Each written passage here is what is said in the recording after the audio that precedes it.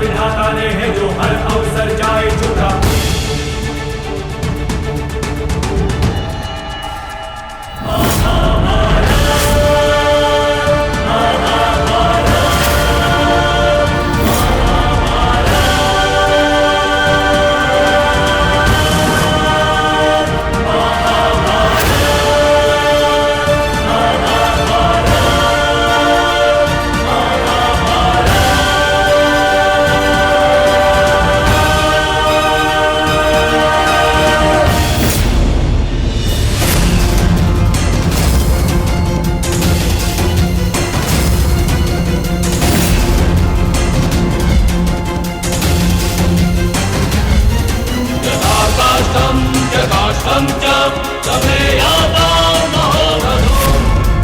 लक्ष्य भेदवान होता।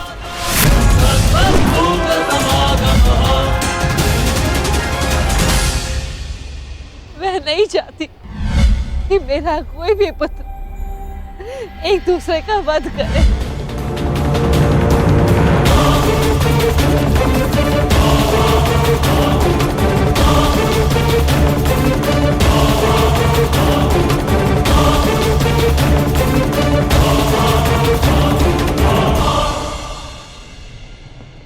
यही युद्ध की विभीषा है।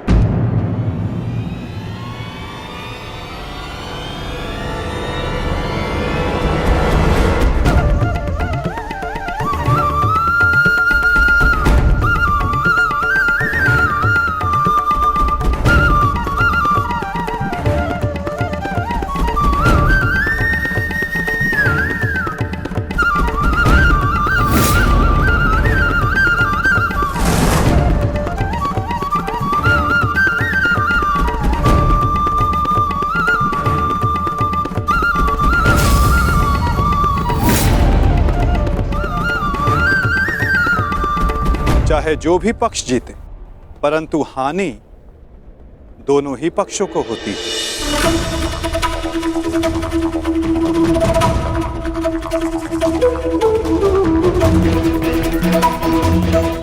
युद्ध की हानि तो उन्हें होती ही जो युद्ध में भाग लेते, और उन्हें भी होती जो युद्ध में भाग नहीं लेते।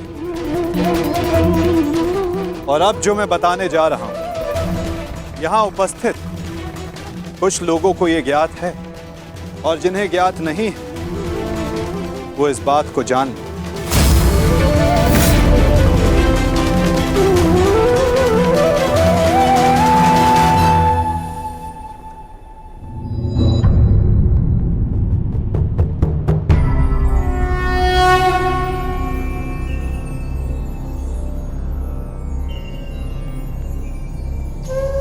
इस युद्ध के लिए ये कुरुक्षेत्र की भूमि उचित क्यों है?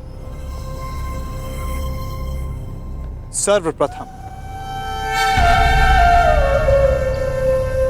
ये धरती कुरुवंश के अधिकार में आती, इसलिए इस धरती पर कौरव और पांडव इन दोनों का समान अधिकार है।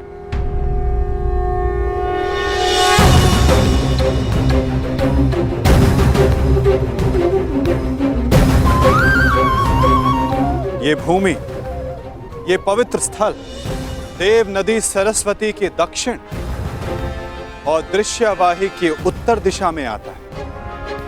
ये भूमि, ये भगवान परशुराम के यज्ञ कुंडों से घिरा हुआ है, और उन भगवान परशुराम के 3 शिष्य भी इस युद्ध में भाग ले रहे हैं।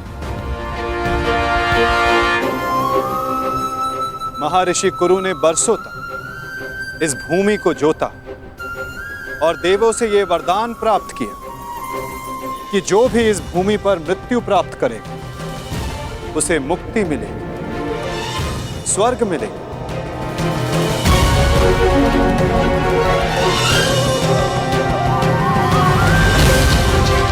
और जिसे विजय प्राप्त हो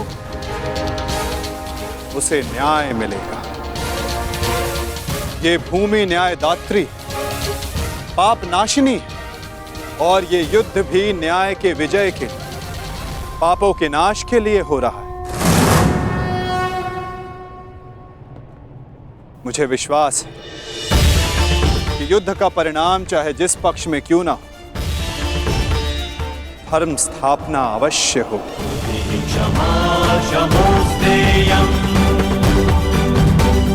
शौचमिन्द्रिय निग्रह। आज से 1 सप्ताह के बाद युद्ध की तिथि निर्धारित हुई। दोनों ही पक्षों के पास युद्ध की तैयारियां करने के लिए 1 सप्ताह का समय है। दशकं धर्मलक्षणम्। और उसके पश्चात दोनों ही पक्ष यहां पुनः उपस्थित होंगे।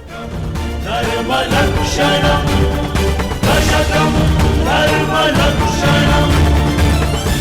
युद्ध के नियम निर्धारित करेंगे, फिर आरंभ होगा महाभारत का।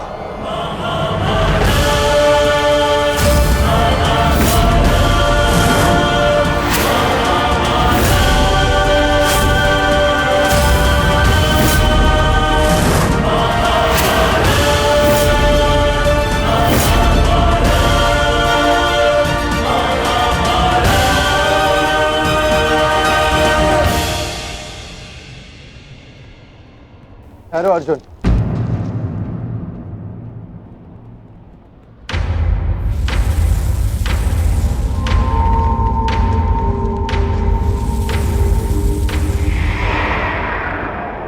युद्ध से पहले भी आप हमारे श्रद्धेय थे, युद्ध में भी होंगे और युद्ध के पश्चात भी।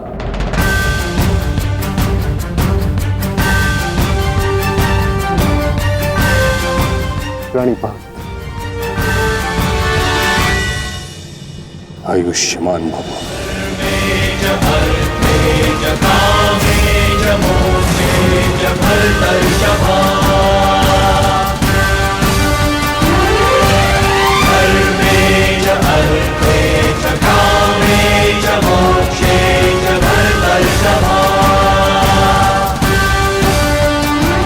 यशस्वी भव।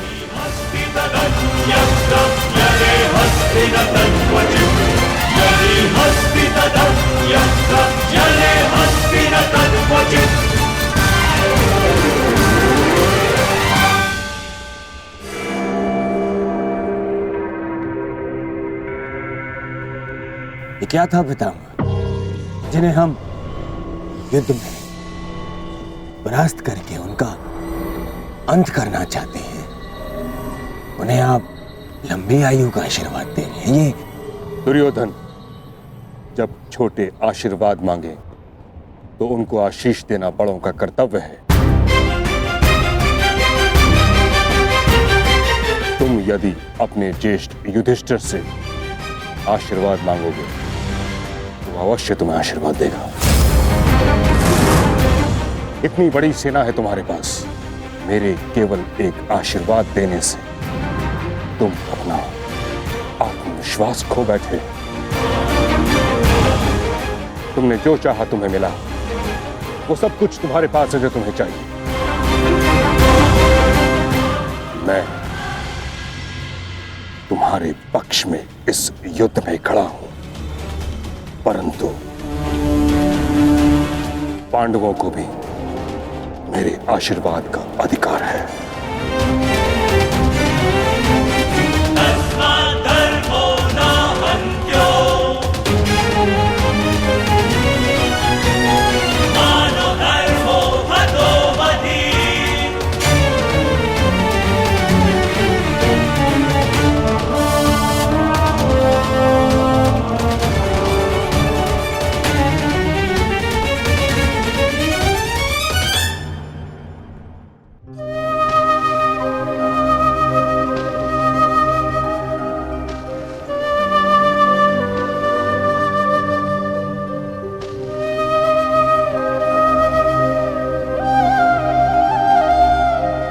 माते, प्रकट होइए माते। आपका गंगा पुत्र भीष्म आपके समक्ष उपस्थित है।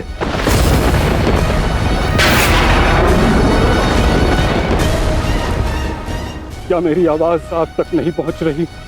समूचे संसार को अपने जल से शीतलता प्रदान करती हैं आप। आज अपने पुत्र के जलते हुए हृदय को शीतलता प्रदान करिए माते। प्रकट होइए। समझ गया मैं। आप मुझसे रुष्ट हैं, असंतुष्ट हैं। आप कर भी क्या सकती हैं? इस पथ का चयन अपने लिए मैंने स्वयं किया। यही मेरा दोष है। मेरा दोष वो प्रारब्ध है जिसने मुझे इच्छा मृत्यु का श्राप दिया है। मेरा दोष मेरी वो प्रतिज्ञा है जिसे मैं तोड़ नहीं सका।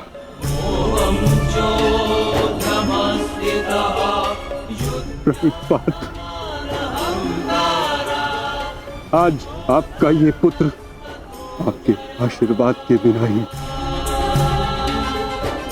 युद्ध में भाग लेने जा रहा है। अपनी भूल के लिए भाग्य को दोष देना उचित नहीं है गंगापुत्र।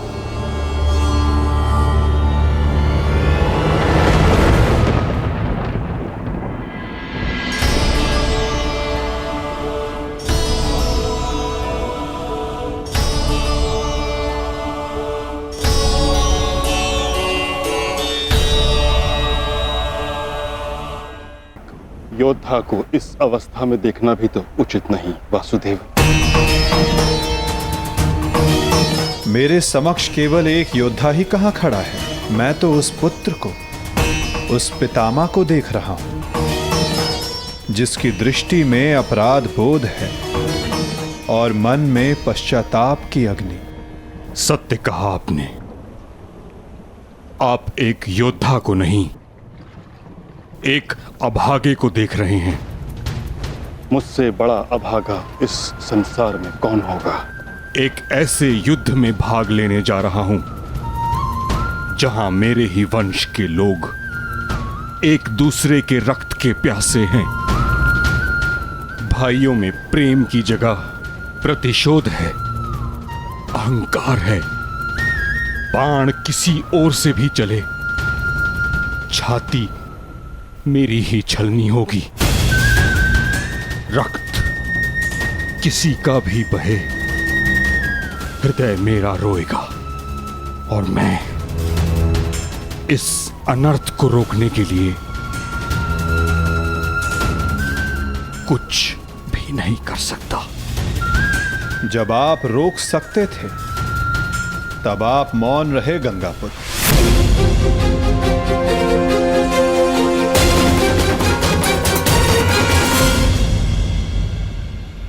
इस युद्ध को संभव बनाने में आपका भी योगदान है गंगापुत्र। उस अधर्म के आप भी भागीदार थे। भागीदार नहीं वासुदेव, विवश था मैं। अपने वचन से, अपनी प्रतिज्ञा से बंधा हुआ था।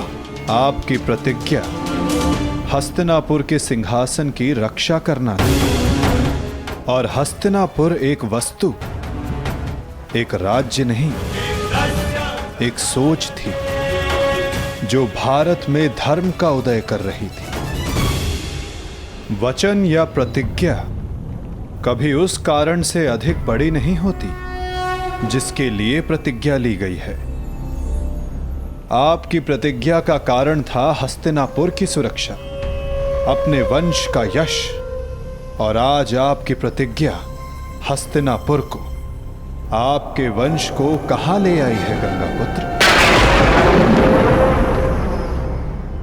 आपने हस्तिनापुर को ऐसा राजा दिया जो अपनी ही प्रजा के अश्रु नहीं देख सकता, ऐसा युवराज दिया जो अपनी ही भ्राताओं की संपत्ति से द्वेष रखता है।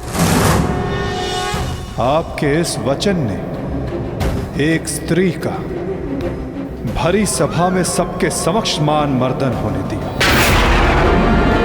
माता पिता अपनी संतान को वचन देते हैं कि वो उनका साथ देंगे, परंतु अपनी संतान को सही मार्ग पर रखना माता पिता का कर्तव्य होता है।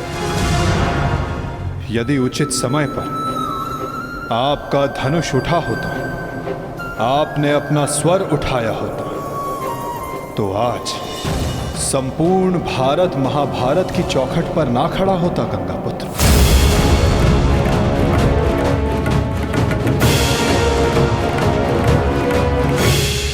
आपकी इस प्रतिज्ञा को पूर्ण करने के लिए कितना बड़ा मूल्य चुका रहा है ये संसार। समय आ गया है कि उस प्रतिज्ञा को तोड़ दिया जाए, क्योंकि उचित और अनुचित की परिभाषा प्रतिज्ञा से नहीं, अंतरात्मा की पुकार से बंधी होती है गंगापुत्र। ये चुनाव आपका था और इसका फल भी आप ही भोगेंगे। अपने चुनाव के लिए आप स्वयं उत्तरदायी हैं गंगापुत्र, ना कि आपकी प्रतिज्ञा और ना ही आपका प्रारब्ध। ठीक कहा आपने वासुदेव। मैं अपने चुनाव का उत्तरदायित्व अपने सर लेता हूं। मेरा चुनाव है कि मैं अपना वचन तोड़ नहीं सकता। निराशा हुई मुझे ये जानकर। कदाचित इसके लिए पांडव आपको क्षमा कर दे, कदाचित याज्ञसेनी आपको क्षमा कर दे, कदाचित मैं आपको दोषी ना मानूं, परंतु इतिहास आपको इसके लिए कभी क्षमा नहीं करेगा गंगापुत्र।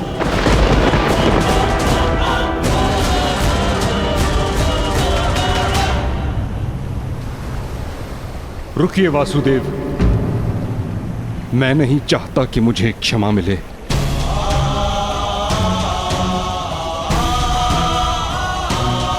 वचन पूर्ण करने का पुण्य मुझे मिले न मिले, परंतु मौन रहने का दंड मुझे अवश्य मिलना चाहिए। मैं अपने निर्णय से असंतुष्ट हूं, परंतु इस बात का मुझे संतोष है कि पांडवों के पास वो अस्त्र है जो मुझे मेरी प्रतिज्ञा और मेरे श्राप से मुक्ति दिला सकता है।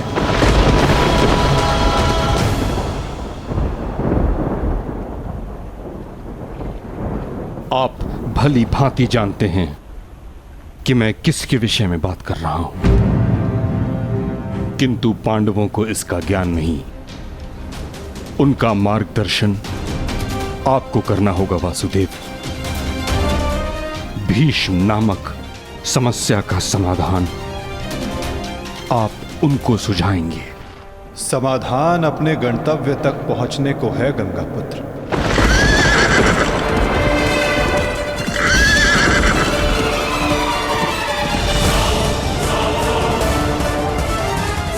प्रणिपात।